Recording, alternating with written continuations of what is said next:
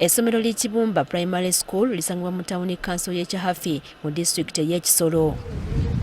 Kati ziweze ennaku nnya bujanga liyingirwa amazzi oluvannyuma lwa namutikkwa w'enkuba okutonnya ku sande olw'ekitoogo ekiriraanye essomero ne kibooga amazzi ne gazingiramu n'essomero. This water comes from the swamp. There is a swamp area around here. And it comes to the what? The water comes to the school. Wetutuukiddewo ng'abaana bazannyira mazzi anti tewali we bayinza kuzannyira wonna kubanga n'ebibiina byennyini amazzi gabagobyeyo. Olw'embeera eno ab'ekitongole ki Red Cross badduukiridde essomero lino ne tenti ku lukalu newankubadde balowooza nti amazzi gano gabadde gakukala mangu. You see, we have the enrollment of 824 pupils. So we have got the Red Cross. They have assisted us with the tent. So we have taken there the P4, P5 and even P2. They are there in the tents at the sub-county. Okwanjala kw'amazzi kuno kutadde abasomesa ku bunkenke kibagamba nti kiyinza n'okuviirako abaana okugwa. Worried of our children, they are playing in the compound that is full of water, that is flooded. So at any time an incident can happen and they drown in such a water, which is now a problem. Balina n'okutya nti bandifuna endwadde eziva ku bukyafu kubanga ne kabuyonjo zaabwe zabooza amazzi.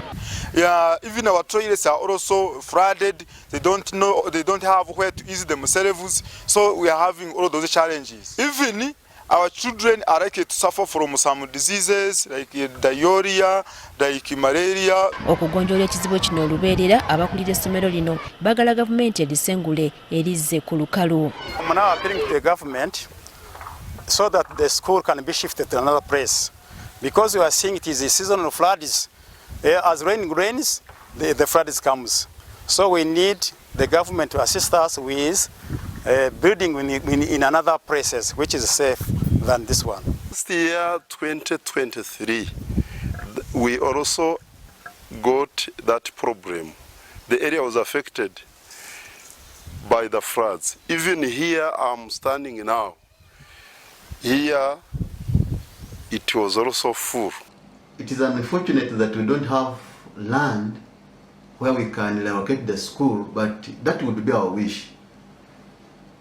However, we are trying to appeal to the ministry to come down and advise us on what to do. Essomero li Chibumba Primary School lyatandikibwawo mu 1970 nga ssaawa eno lisomesa abaana abasukka mu 8. Thank you for coming here.